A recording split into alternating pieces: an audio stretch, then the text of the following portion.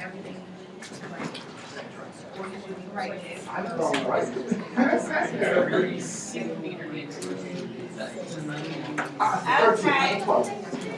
It's the 13th. So I can tell you really love cell biology because you guys are getting an A and are still here. So thank you for all of you. I see some of you here. I appreciate that. For those of you who are not here. Okay. Anyways, final exam is next week. It's right after our last lecture. So sorry about that, but I've got no control. What I'm telling people is start studying now. Don't let yourself have to study. Just study all along the way. And it's in the morning, so don't forget that either. Yes. Is it 12? Is it the 12th? Yes. You just gave a lot of people Thursday. Yes. Did I say, ooh, sorry, check your schedule. It's No, we did 10:15. No, that's 10:15. 10:15 to It's 12. So we don't. On the 12th. You got the 10:15, right? You No, sure. Can we all like read? Okay, it's next Thursday at 10:15. Next Thursday, right? Yeah. Okay, sorry. I don't know why I want it to be on the 13th. I'm not sure. But sorry. I will. Me either. I have all of them on that Thursday. It's not on Friday the 13th. That is good luck for all of you. Okay, you're so excited. So excited, all of you. Okay. So I think next year I've decided I'm going, not that you care, I'm going to do cell cycle and then cytoskeleton because, well, I don't know. I have to change it because. Everyone can get a good grade. Oh, right. So no one has to take the final. No, next year because what's happening is all these people who are getting A's are not going to learn anything about the cell cycle, and then you're going to leave Towson University not knowing about the cell cycle, which is horrible. So hopefully you'll take 4 and 9 with me. Okay, so this is what we've done so far. We talked about just the general phases and the concept of checkpoints. Then we introduced the concept of regulation of the cell cycle by CDKs, which are controlled by the availability of cyclins. And then we started talking about how cyclin CDK activity is regulated. And so through phosphorylation, activating and inhibitory CKI, cyclin kinase inhibitors, and degradation of cyclins. Okay, so that's where we stopped, and we were starting to talk about degradation. And we talked a little bit about how just generally transcriptional regulation and cyclical proteolysis are what regulate the cell cycle. Transcriptional regulation as in increasing expression of certain genes when you're going to need them, and then degrading things, degrading genes when you won't need them, or proteins when we're not going to need them anymore. Okay? So I just wanted to give you a reminder of ubiquitin proteasome system, not that you really need a reminder because you know, you need to know this. And so remember, it's this 3 enzyme process which culminates in an E3 ligase or a ubiquitin ligase binding to a substrate, transferring ubiquitin, and that's what's recognized by the proteasome. Okay? And so ubiquitin ligases, they bind and transfer lysine 48 linked polyubiquitin chains to proteins destined for degradation via the proteasome. And so I just want to remind you of this because there's 2 significant ubiquitin ligases that regulate the cell cycle. One is APC, which you already did a paper on in recitation. And so normally it's inactive, and then it becomes activated in M phase. So CDK actually is involved in activating it. And then this activating subunit can bind to APC, and then you get degradation of whatever the targets are. So in this case, you'll get degradation of S and M cyclins, and also securin and germinin. Securin keeps sister chromatids together, and germinin is an inhibitor Ooh, I feel like I hear things over here. I'm hearing things. Okay, we're all good. And Geminin is an inhibitor of CBT1, which is involved in setting up the origin of replication prior to activation of the S phase. And so we'll get to that. That's why I say more on this later. But it's a very important ubiquitin ligase. It degrades many different proteins in the cell cycle, and that the proteins that are being degraded, by degrading them, you're turning off certain processes. So if you're degrading your M cyclin, you're turning off your MCDK. If you're degrading your S cyclin, you're turning off your SCDK. So this is a fairly important concept to understand. Yes? Do bacteria or viruses use this to their advantage? I can't say too much about bacteria. I'm just going to laugh to myself for a minute. Sorry. It's just because we're having this search. I'm going to digress and then we come back. So we're having a search to replace Dr. May. And I know, very sad, we miss her. And we're talking about what is a microbiologist. So I'm like, well, my PhD is in molecular microbiology and immunology, so you want someone like me. And everyone's like, you are a cell biologist. We're like, no, you hired me as a cell biologist. Actually, all my training is microbiology and immunology. And they're like, no. Like, how often do you say you don't know anything about bacteria? And I'm like, oh, here I go again. Anyways, viruses frequently use, they love to hijack all sorts of cellular processes, and they will frequently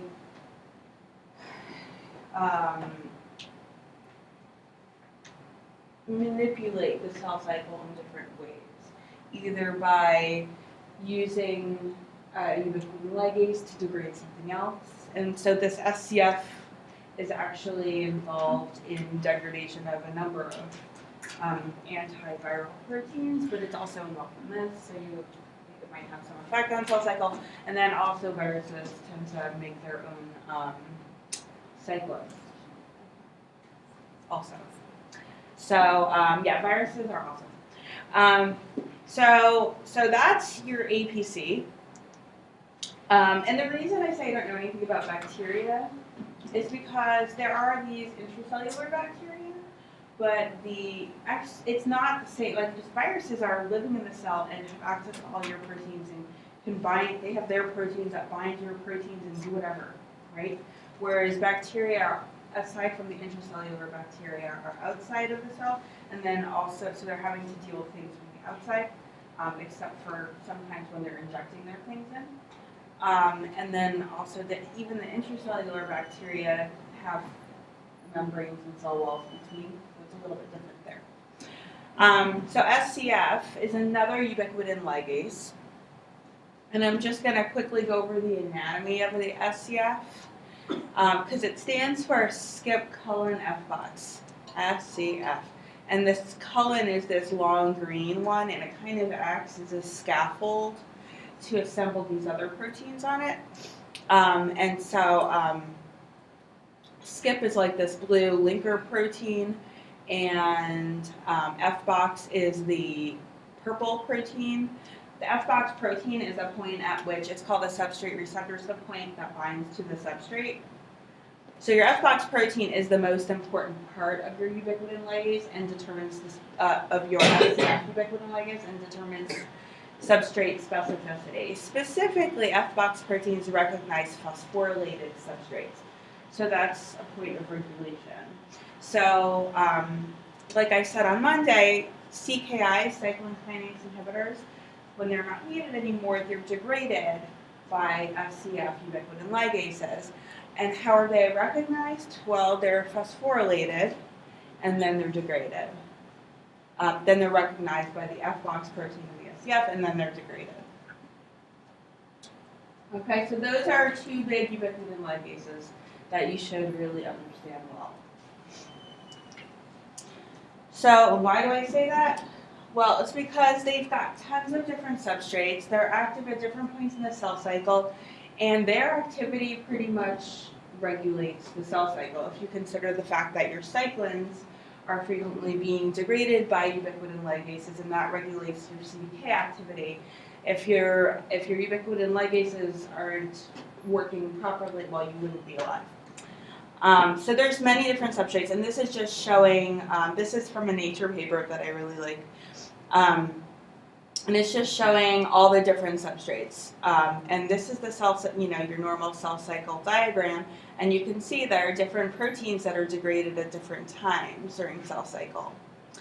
And so just in here, some that immediately come up is like what I said before. You've got securin, CDC20, which is that activating protein for APC, Aurora A, which we're going to learn about shortly, Geminin, which we just mentioned, and we're going to learn about a little bit more, SCIP2, which is part of the colon ubiquitin ligase, SCF ubiquitin ligase, CDC25, P27, which is the CKI. So all of these different substrates are degraded by these two ubiquitin ligases, and then they also regulate each other. So this is important. Okay, so why so many levels of regulation? Why not just control cyclin synthesis and degradation? Why do we need so many different, I'm telling you, there's phosphorylation, and there's CKIs, and there's cyclins, and they're being upregulated, and they're being degraded, and why is it so complicated? Because there's so many ways it can go wrong. Yep.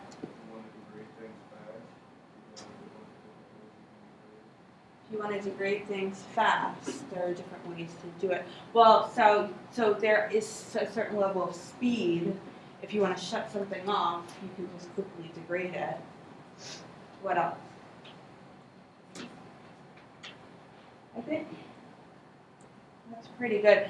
Pretty much, yeah, cell cycle. When cell cycle goes wrong, it's not very good for the organism, right? So that's something really important to regulate, and so that's why there's so many levels of regulation. And so this is straight out of the book. These are the major cell cycle regulatory proteins that I cover in the lecture, and it's covered in the book.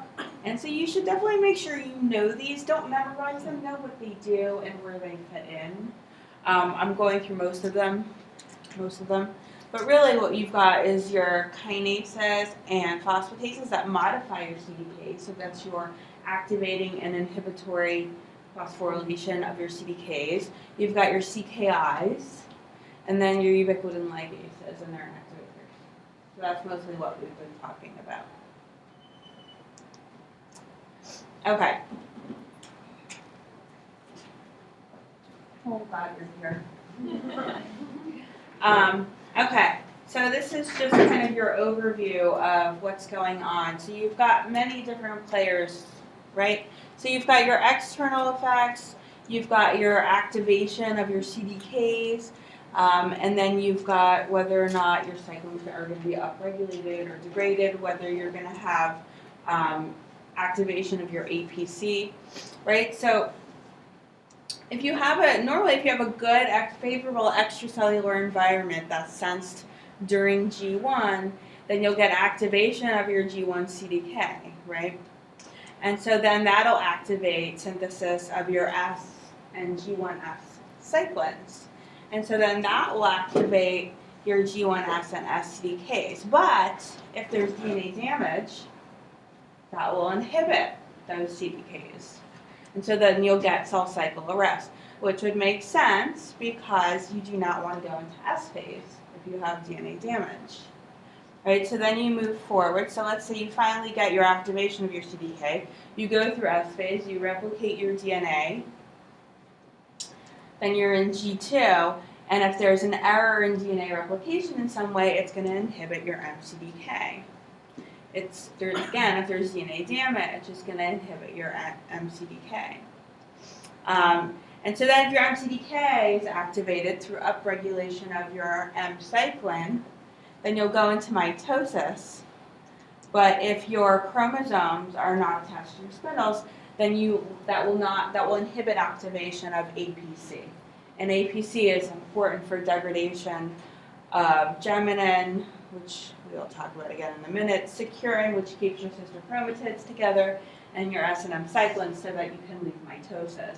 And so it's kind of all connected through this interaction between upregulation of genes that are needed, sensing the environment, activation of CDKs, and degradation of proteins when they're not needed anymore to turn off whatever process. Yes?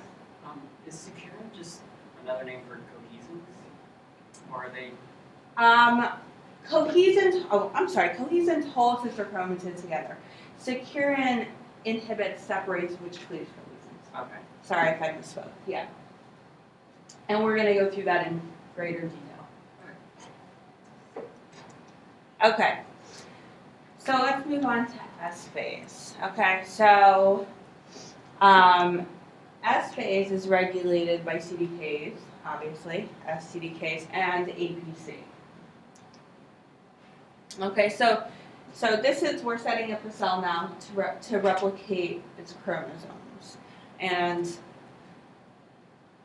basically what this comes down to is whether or not your origin of replication can be set up to form your pre-RC and load your helicase. So I just want to introduce geminin to you again. So CDT1 is this protein that's involved in setting up your pre-RC, your pre-replication complex. And it's normally inhibited by geminin, this protein geminin. But APC degrades geminin. So when APC degrades geminin, this frees up CDT1 to prepare for DNA replication. And so this is kind of showing this cycle of what's going on. And so here, let's see, let me find APC.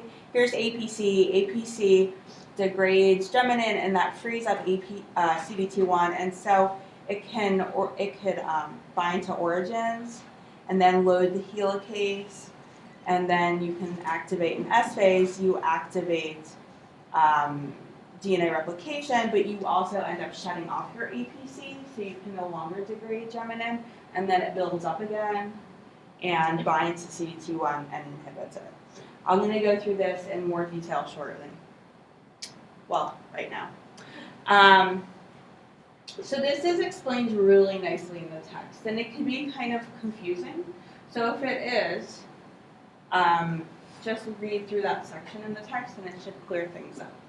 But so basically in G1, it's early actually as late mitosis, you start to have your origin recognition complex, your ORC, binding to origins. So preparing to start DNA replication. And then you have assembly of all these other proteins, which basically are all about loading on your helicase, because what does helicase do? It zips, unwinds your DNA. So that's a really important step in DNA replication, would you say? Yes, no helicase, no DNA replication? Okay, so that's like a point of regulation. So as early as end of mitosis, beginning of G1, you start to have assembly of all these proteins at your origins and formation of your pre-RC, this pre-replicative complex.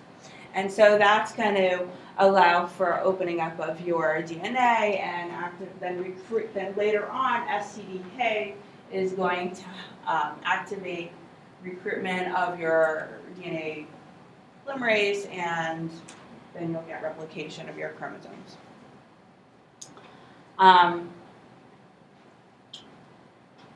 So, have you guys ever wondered why? Have you ever wondered why your DNA, your genomes don't get replicated multiple times per cell cycle?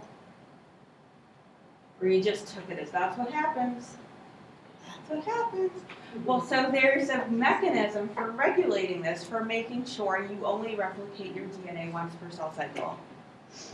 And those of you who've taken 409, I've seen some of you, have learned this before, so it should be easier the second time around. But so really what it comes down to is activation of APC and regulation of the CDC6 and CDT1 proteins. And it's all about whether or not your helicase can be loaded onto your DNA. Yes? CDK is basically the only thing that's really worried about, the only way it associates with DNA is like the origin of replication. CDT1, are you? CDK, like how. No, CDK is a kinase, and so it's going to phosphorylate things. So it's not actually binding anywhere in the DNA. So you can't, what exactly So it's going to phosphorylate. It's going to phosphorylate your CDC6. It's going to phosphorylate your ORC. It's going to phosphorylate components of your pre-RC and then your replication complex to activate it. But yeah. I feel like Were you thinking it was going to do something else? I don't understand how CDK can cause, I guess, what apoptosis or whatever it does just by through DNA damage. Like I'm missing the part where CDK recognizes like DNA damage. I don't know if the CDK recognized DNA damage. Or something. So somewhere- I saw it in the previous slide or Over here? something. Yeah. Okay. Like I'm seeing. Inhibits. So DNA damage is going to inhibit. So that little line thing, that little T shape, means inhibit. So if you have DNA damage, then through the DNA damage response, you will inhibit SCDK activation. Okay, good. That's where we went wrong. Okay, so here you've got SCDK activation, which anytime you talk about CDKs, what we're doing is phosphorylating things to promote that phase of the cell cycle. And so here you're going to get phosphorylation of CDC6, which will then be recognized and degraded by SCF because it recognizes phosphorylated proteins. And then you're also going to, APC will be turned off at this point, and that'll allow geminin levels to rise, and they're going to bind to CDT1, which I don't know why I didn't say CDT1 there, but it should. And that's going to inhibit, basically, formation of this pre-replicative complex again. Okay? So if we zoom in a little to look at this, so you've got your origin, and your ORC is binding to it, and then the CDC6 and CDT1 are going to assemble with it and then load the helicase. And that's happening in G1 in preparation for S phase. And in G1, APC is active because APC is activated by MCDK. And so MCDK was right before G1, right? Not MCDK, M phase. Oh, yeah, MCDK. Sorry, M phase is right before G1, right? Does everyone agree? So your MCDK, towards the end of mitosis, turned on APC. APC degraded geminin, which activates CDT1, right? So CDT1 is available to assemble at the origin and recruit and load your helicase to prepare you for replication. So that happens in G1. And so then, as you go through G1 and you start to enter to S phase, you're going to have activation of G1S CDKs and S CDKs, and those turn off APC. And so then APC turns off and can't degrade geminin anymore, which allows geminin levels to build up and inhibit this CDT1 protein, and which basically inhibits assembly of this whole pre-RC. And so you're able to go through S phase, all the way through M phase until APC turns on again, without being able to assemble this pre-replicative complex. So you only replicate your DNA once per cell cycle. Okay? How's it going? Huh? So a lot of abbreviations. A lot of abbreviations, yeah. So I want to just go back to this for a minute because I always love this picture because it nicely shows the interplay between these different ubiquitin ligases. And it kind of reminds you of when each one is active. So in M phase, APC is off and the SCF ends up activating it by late M phase. So by late M phase, APC is on. And it's basically, it stays on through M, through G1, and through S phase.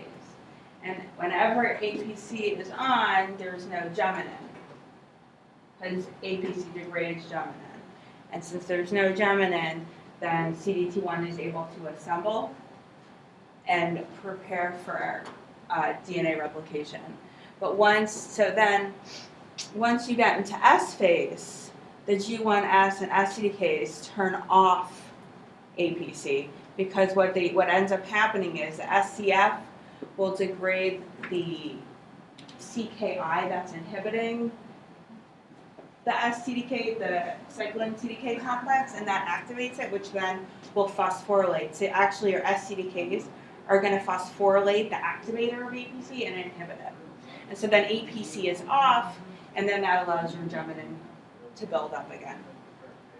Okay, so active APC degrades geminin, allowing for CDT1 to assemble with pre-RC, but as soon as APC is turned off, then geminin levels rise again. How are we doing? Any questions? Okay. I always think this is pretty cool. It's a little complicated, but it's kind of a cool mechanism for regulating DNA replication. Otherwise, what's to stop origins from firing randomly at random points of the cell cycle? Right? You don't want that to happen. What if you start replicating your DNA in G2 or in M phase or in any time but S phase? That's not good. Okay. Anyways. So then you have your pre-RC, it's assembled, and then your SCDK is going to phosphorylate things, which basically triggers unwinding of your DNA by your helicases and initiation of DNA replication. And it's also triggering this disassembly of your pre-RC.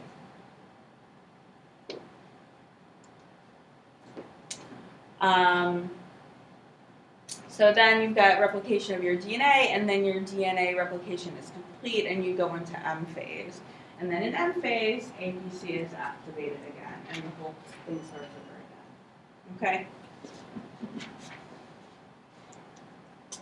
So this is kind of just a summary and the main points that you should kind of understand, right? So your APC is active in MG1, right, because it's turned on by your MCDK, which allows for your pre-RC to form.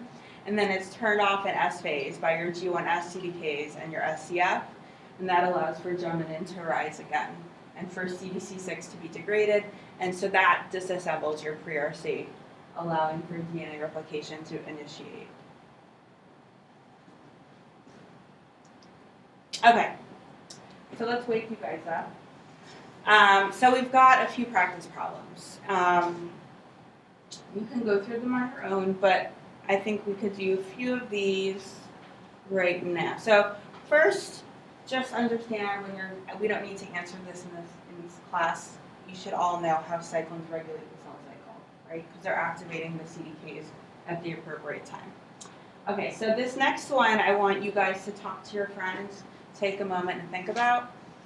You suspect that a defect in protein X has a negative effect on cell cycle progression. Okay? Defect in protein X. We don't know what protein X is, we don't know what the defect is, but you're a scientist and you think it might have a negative effect on cell cycle progression. How would you use the tools that we talked about in class on Monday to evaluate whether there's a defect in cell cycle and where that defect might be? So I want you to talk to your friends, think about the different methods that we talked about for analyzing cell cycle, and what you might use to determine whether a defect in protein X affects cell cycle and where that defect might be. Okay, take a minute. So I guess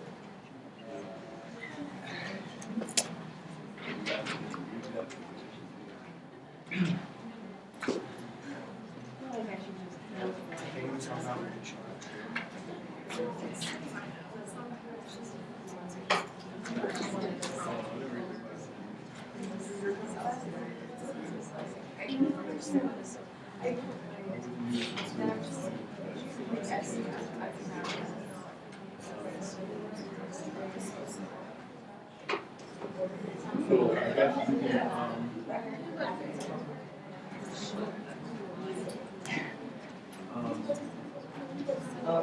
Yeah, I was just thinking, yeah, because we were trying to use the fluorescent days too much.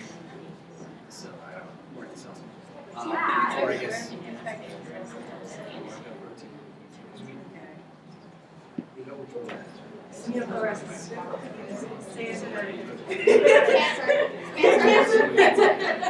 The peanut galleries. I don't know. You ever watch any show that Well, where anyway, we're we do that. standing there maybe We'll see where the whole You think that's us? where if it stops.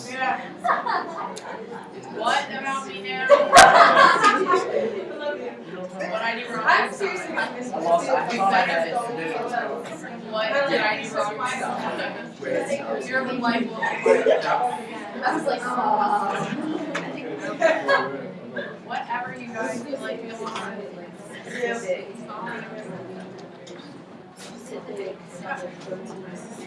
Okay, guys, there's way too many people who aren't doing this, so we're gonna stop.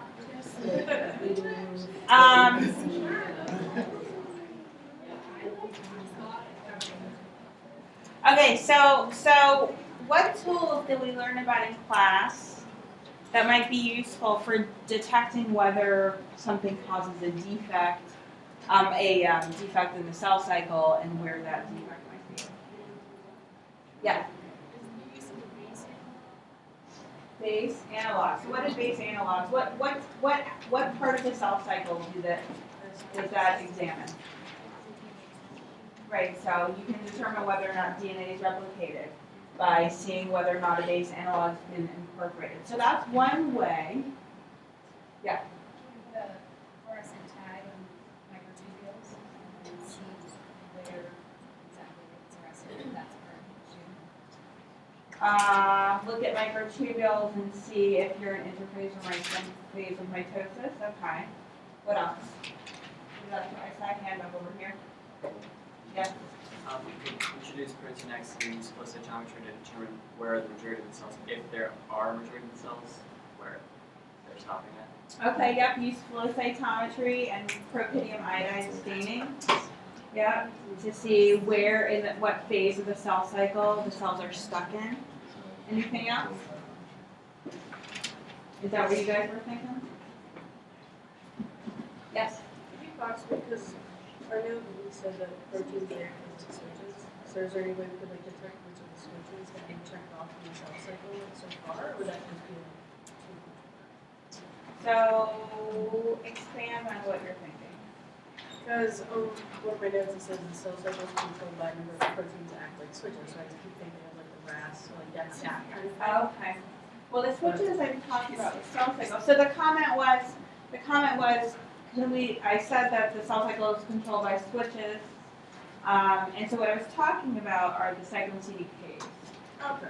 And so you said, can we see which ones are on or not? And so I guess it would be possible to look to see whether or not different CDKs are active because you know the phosphorylation state they should be in, right? They should be singly, well, no, because I don't know. There's probably an acid that you have to do. Anything else? Okay, good. Okay, so what would be the effect of a constitutively active APC? If the APC is always activated, what would happen with the cell cycle? They're like controlled replication of the DNA. If APC is always on, you'd have uncontrolled replications of DNA. So yes, you would lose your you picked something in there. Yay. I'm not saying you went normal, but there's some dead people out here, so I was concerned. Yay. Right, so you would lose your regulation of activation of DNA replication because you would have no germinin to inhibit CD2I. Yes. What else? So really the way to address this kind of question is think to yourself, well, APC is always on. What are the targets of APC? We talked about germinin, and then we talked about securin, which we haven't gone in detail yet. And then we talked about S and M cyclins, right? So then you wouldn't be able to degrade, then you would always have degraded S and M cyclins, so then you can never activate S phase or M phase. Basically, there's really no way to survive in that case. So how about an APC that could not bind to CDC20? Does anyone remember what CDC20 does? It activates APC. So if it cannot bind to CDC20, what's the activity state of APC? It's inactive, right. So if it's inactive, it can't degrade any of its targets, and then you go from there, right? Okay, so would an individual with a mutated F-box protein be viable? No, so that's a good one. Why? Because it would be able to bind to the phosphorus. Right, so because they wouldn't be able to bind to phosphorylated substrates and do what to them? And degrade them. So, right, so what's one of the, right, so P27 is a substrate of APC, and so you wouldn't be able to degrade P27. What does P27 do?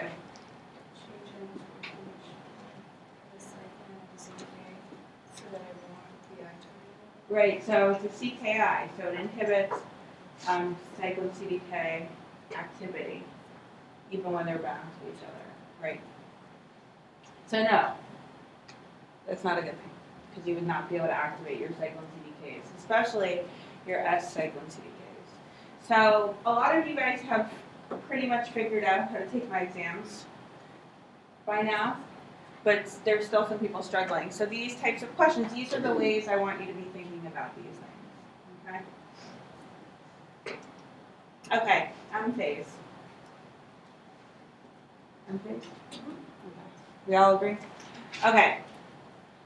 So, so to enter M phase, you need to increase your M cyclin so it can activate your M CDK. And so,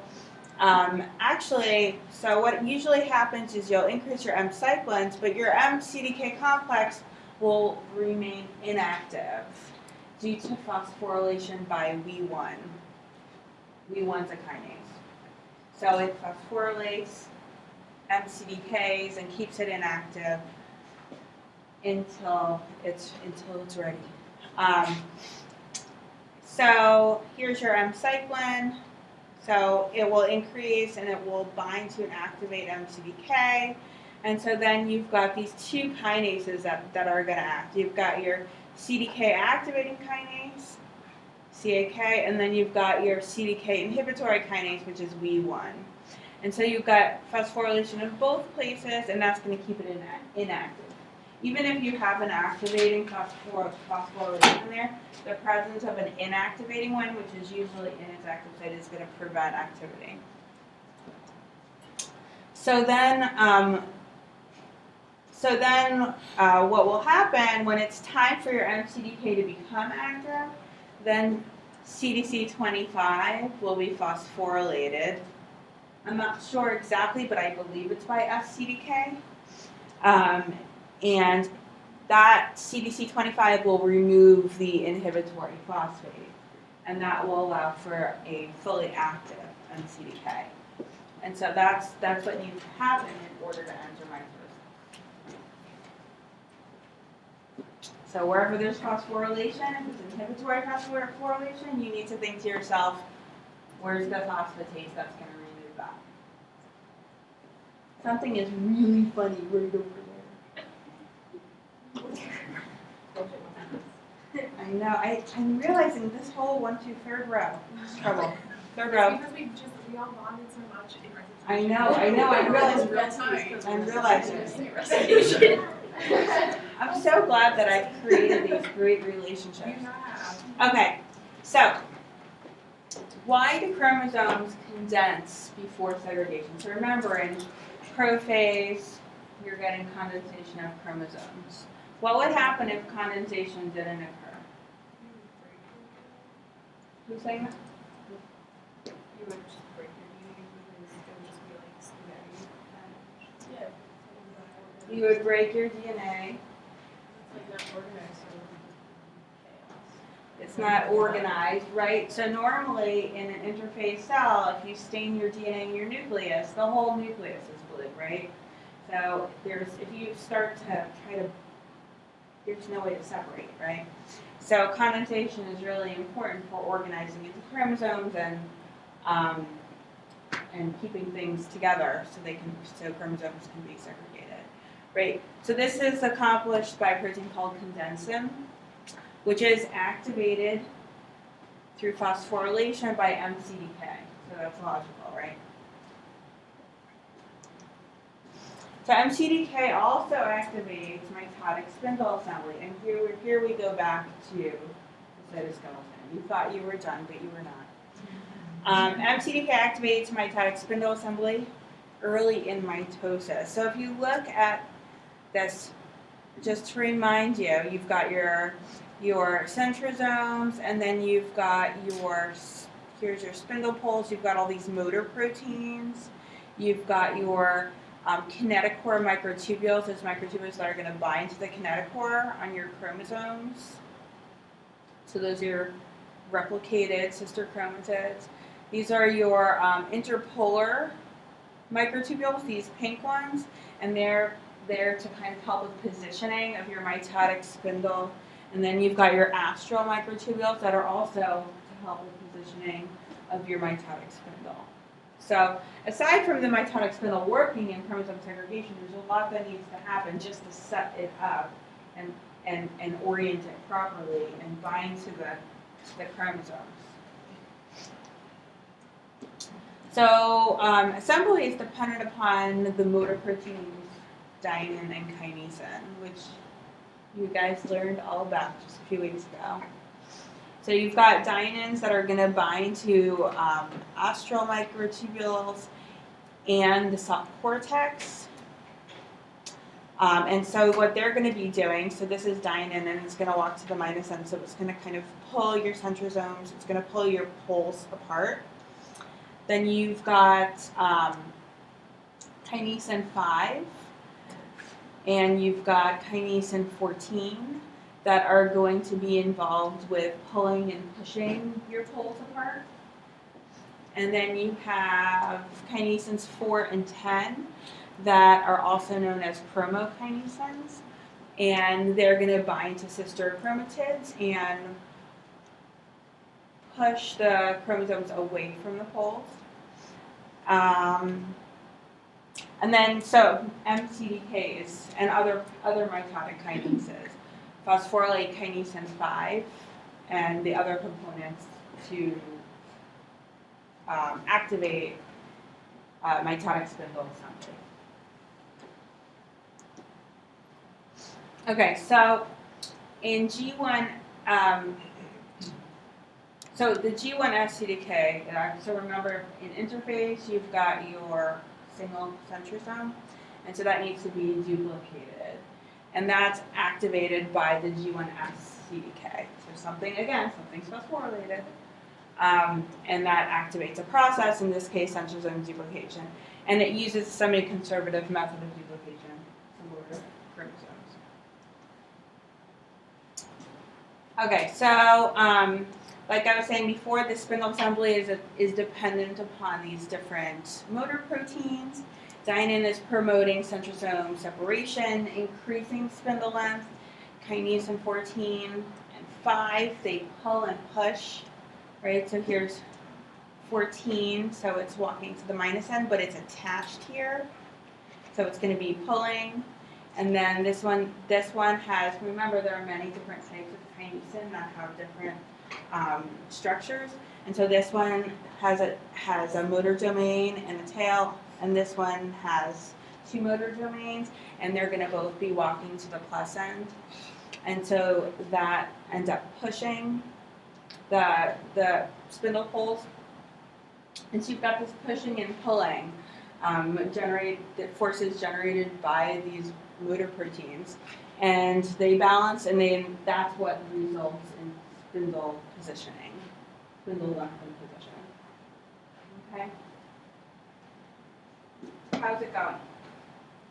Any questions? Are you like, oh, I know this? Kind of. Okay. Oops. Okay, so you've got this balance between this pushing and pulling of kinesin 14 and 5, which determines spindle length. And so this is out of the book. It's an experiment where they were overexpressing the yeast versions of kinesin 14 and 5. And they found when they overexpressed 14, you had a really short spindle. And when you overexpressed kinesin 5, you had a really long spindle. And so those motor proteins are helping to regulate the length of the mitotic spindle and the positioning. And kinesin 5 is phosphorylated by MCDK, so it's activated by MCDKs, and Aurora A kinase, which we'll learn about shortly. So it makes sense that the kinase that's activated in mitosis is going to be involved with activating processes involved in mitotic spindle formation. That's pretty logical, right? Kind of, a little bit. Who's hungry? Yeah, I should start bringing pizza, huh? That'd be awesome. Start for one week. Oh no, I'm sorry. I said I wouldn't talk about food anymore. It would be fun to do that in the last day of class. Just order like 10 pizzas, and then all the people who stop coming would miss out. Just whisper that so they wouldn't hear you. I know they're not listening to me. You're not listening anymore. No, I don't know. I once did a potluck final, and it was an awesome and horrible idea all at the same time, because the students were so stressed about taking the exam they couldn't eat, but they had to keep sitting with them, so I decided I would do that anymore. They were like all tortured by the awesomeness of the food. Okay. So let's talk about microtubule stability in mitosis. Remember, we learned that interphase microtubules are fairly stable.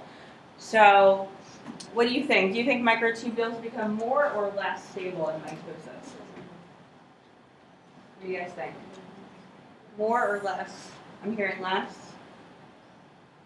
Who agrees with less? I see nodding. Okay. Yes. Yeah. And so what determines microtubule stability? Accessory proteins, right? So let's bring it all together, right?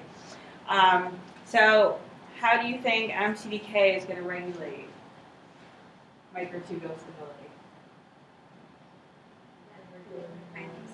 By regulating, By regulating kinesin accessory proteins? Yep. By regulating, remember all these MAP proteins, we talked a little bit about they can be phosphorylated and regulated. There you go. MCDK regulates accessory proteins, and that helps to regulate microtubule stability. MCDK regulates motor proteins, which helps to regulate mitotic spindle assembly. Right. So you've got this balance between remember there were these stabilizing maps and these destabilizing maps, the catastrophe factors, right? And so there's this balance between them, and that's what affects catastrophe frequency in mitotic extracts. So here, remember we did that paper where we were looking at interphase extracts and mitotic extracts and looking for APC. Well, here's another experiment out of the book where they were also again using xenopus egg extracts, so frog.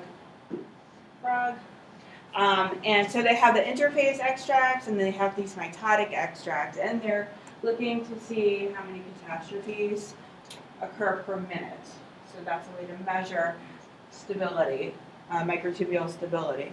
And so in the interphase extract, Catastrophes per minute are fairly low, right? And that kind of goes with what we already know about interphase microtubules being fairly stable. In a mitotic extract, it's a bit higher, right? So about 1 catastrophe per minute. So here, and so this is just a correlating picture.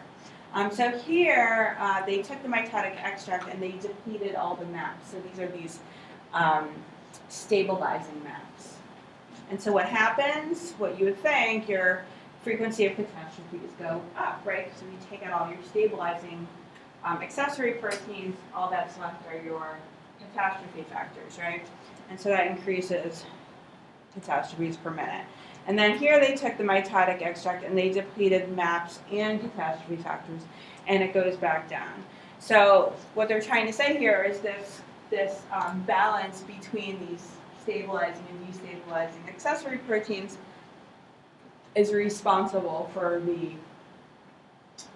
the increased catastrophes that you're seeing during mitosis. So yes, they are mitotic microtubules are less stable. And it kind of makes sense because what's happening is you're assembling a mitotic spindle and you're constantly growing and shrinking in search of your mitotic chromosomes. Okay, how's it going? I think we're going to be good. I think I actually might make it through cell cycle. It's really amazing. It's really awesome. Huh? Oh, we might. Yeah, it's possible. Okay. So here's an interesting thing. So mitotic chromosomes are actually playing a role in promoting spindle assembly. So RAN-GTP. Do you guys remember RAN-GTP? RAN? What does RAN do? Molecular switch, but what does it do? Which process was it involved in? Yes. Nuclear transport, right. So it was involved in release of imported cargo or, yep. So RAN-GTP, which is activated by a chromatin-bound gap. So remember, RAN gap and RAN gap, remember all that. So there's actually RAN-GTP that's activated by a chromatin-bound gap, and it's not only involved in nuclear transport, it also plays a role, strangely, in stimulating nucleation and stabilization of microtubules around chromosomes. And so then motor proteins bind to the chromosomes and help to align them. So this is about assembling the mitotic spindle, microtubules binding to chromosomes and aligning them for metaphase. Okay, so there's actually RAN-GTP has multiple roles, not just nuclear anymore. And so here, so not all spindles are, not all cells use centrosomes. You can have mitotic spindles form in the absence of a centrosome, and this happens in some plants and the animal oocytes and also in some insects. So in this case, this RAN-GTP is going to be involved in nucleation, activation of these proteins that are involved in nucleation of microtubules near the chromosomes. And so then you have organization of your microtubules. So you have the cross-linking of your microtubules by motor proteins. And then you get other motor proteins that are going to bind to microtubules and to your chromosomes that are going to help to push them and line them up. So then you have the motor proteins organizing your microtubules and cross-linking them so they're parallel. And then you have the other microtubules that are binding to your chromosomes and bringing them onto the metaphase plate. Okay, so the microtubules attach to chromosomes of the kinetochore. And so this is in the centromere region of the chromosome. That's where your kinetochore binds. And that's where your kinetochore microtubules bind. So that's how they're attached to the mitotic spindle. So this is what it looks like. It kind of looks like, so you've got your kinetochore, your chromosome would be on the other side of this kinetochore. And it kind of looks like a collar around your microtubules. And so it attaches to the plus end of your spindle of your kinetochore microtubules.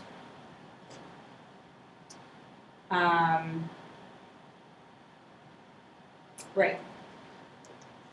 Okay, how are we doing? Well, I'm good. I'm kind of ready to go eat something, but I feel like we need to power through. Power through? I'm gonna do it. Okay, so now we need to find our chromosomes. It's funny because I even just ate a granola bar. You think, right? Who here gets hangry? Yes. Yeah. We were talking about this the other day, right? Yes. Yeah. Yeah. So sometimes I'll be teaching. I was talking to my husband, and I was like, it sucks because I totally get that way, but it's you can't do anything about it when you're teaching. You can just like stand here and keep talking. It's the worst. Anyways, so power through chromosomes. So in cells that do contain centrosomes, they use this kind of search and capture method for finding their chromosomes. So you've got your mitotic spindle pole right here. This is one spindle pole, and at metaphase, well, prometaphase, you'll have your chromosome just hanging out, but your mitotic spindle needs to find to it, and bring it into alignment. And so what happens is these microtubules are kind of like growing, shrinking, searching, trying to capture chromosomes. And so then what will happen is the kinetochore will bind along the side of the microtubule and will slide towards the spindle pole. Now this is not chromosome segregation. This is just about capturing your chromosomes and lining them up. And so then it'll slide towards the spindle pole, and then what will happen is your kinetochore microtubule will attach properly at the end to the kinetochore. And then you can get attachment on the other side from the other pole. So of course you need to attach to your kinetochore correctly, because if your mitotic spindle attaches incorrectly, that's not good, right? You can kind of imagine that, let's say one spindle pole attaches to both kinetochores on both sister chromatids. Well, when you have chromosome segregation, these two won't segregate, right? They'll both go to one daughter cell. Here, again, you could also have where, you might have, in both cases, so you might have both poles attached to one kinetochore. That's also not good. Yeah. Just out of curiosity, I don't know. Is it just one microtubule that attaches to one that goes to the other? Because that's what it looks like in the That's picture. what it looks like, and that's how I think about it. But I wasn't really sure. Well- I was like, when I was looking at the pictures, I was like, I don't know. I don't know. I think it was definitely yes, but I just didn't know. I don't know, because that does seem like you're really counting on a lot. But that might be why it's so important for this appropriate. So I want to say yes, but I don't know, and I'm going to look into it. I want to say yes because what happens is within the mitotic spindle, there's some mechanism for sensing tension between the spindle poles and the sister chromatids. So the question is, does one microtubule attach to each sister chromatid, or is it more than one microtubule? And I don't really know, but we'll figure that one out. But I think it's got to be an equal amount, because if the tension needs to be equal on both sides as a mechanism for sensing appropriate attachment, it needs to be 1 or 2 on each side. Or it can't just be a bunch. So whatever it takes to have equal tension on both sides. And if the correct tension is not sensed because of incorrect attachment, then Aurora B kinase will phosphorylate the kinetochore, and that will decrease the affinity of the microtubule for the kinetochore and detach. And so that will allow for a radius. So then it will try again to attach properly. I think I have a picture. Here it is. That's different. Sorry, guys. Okay. So that's that. Okay, so how does chromosome segregation occur? I actually had a whole conversation with, a number of people about this, because I always believed in this part, and I believe that's true, that what you have is depolymerization at the plus end of the kinetochore microtubules, right? So you've got catastrophe, essentially. And you've got your kinetochore attached to your microtubule, and it kind of slides like a collar that slides down your microtubule, and that pulls your chromosomes to each pole.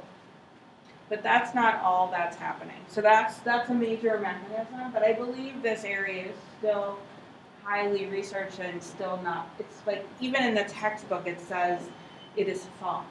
Yes? There's nothing special about like medical, like compared to all the other chromosomes. It's all kind of like random, like where the microtubules are not finding, like each chromosomes. And how do the chromosomes know where they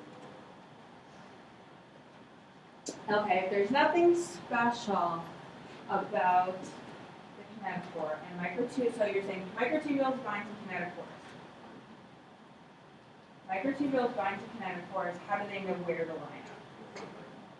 That, if it was just like random, you could have one chromosome that could have, like equal force, like perfect tension or whatever, but then you might have chromosomes lined up, like, 1, 2, 3, all Well, that. okay, so that's your cohesins keep your sister chromatids together. So cohesins are what? So when you do S phase and you duplicate, so the question is about why don't 1 and 3 line up together? Is that what you're saying? Chromosome 1 and 3, if it's I guess not specific and it's kind of random kinetochore. I always thought like it was kind of like in order, like there's always chromosomes lined up, kind of like kind of sizable, I guess. Oh. Is that, I guess that's wrong? Yeah, I don't know. So the question is, are chromosomes lined up in any specific order? So you understand sister chromatids are sister chromatids. And so 1 and 1 are together and 10 and 10 are together and whatever. Okay, good. In terms of the order in which they're lined up, I don't know that it matters, because there's kind of like a polarity in the way the mitotic spindle sets up, and then in the way the contractile ring forms. And so great symmetry. So as long as they both go to opposite poles, it should be good. Are you thinking about like when people line up the chromosomes? Yeah, like in cytogenetics, like, yeah, I don't know. I don't think there's any sense to it. Now, how chromosomes are arranged in interphase cells, there is some sense to it, because there it has to do with your more actively transcribing sequences in the center and your more silent sequences in the periphery, but that's a different story. So this is one major mechanism of chromosome segregation. So then there's also this concept of microtubule flux, which is kind of like treadmilling. And so, we always talk about how you've got your minus end in your centrosome, and we've got your plus end, in your growing plus end. And there's actually also evidence that you have your microtubules attached to your chromosomes at your kinetochore, and what happens is almost like this treadmilling process that moves your chromosomes to the poles. So that's called microtubule flux. And then an older idea, which I think some people still believe, is that motor proteins play a role in moving chromosomes to the poles. Though I think that might be kind of dying out, but I think some people still believe it. Okay. So the next step.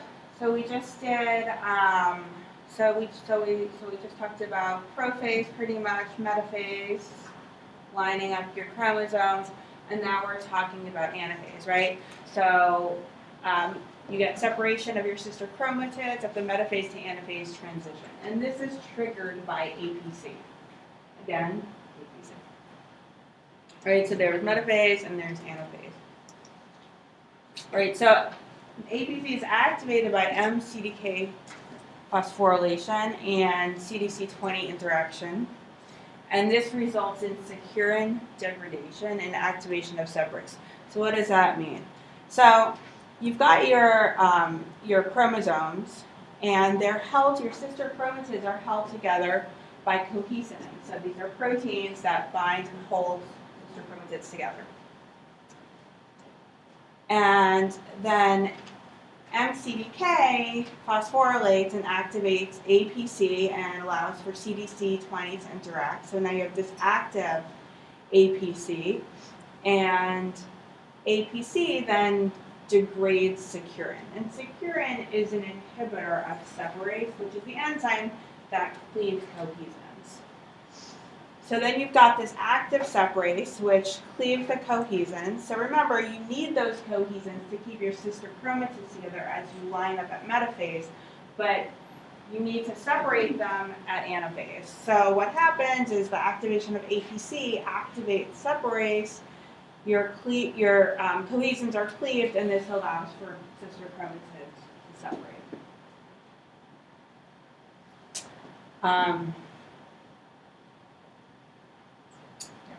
Okay, I think we're going to stop here for today, and we will continue on Monday.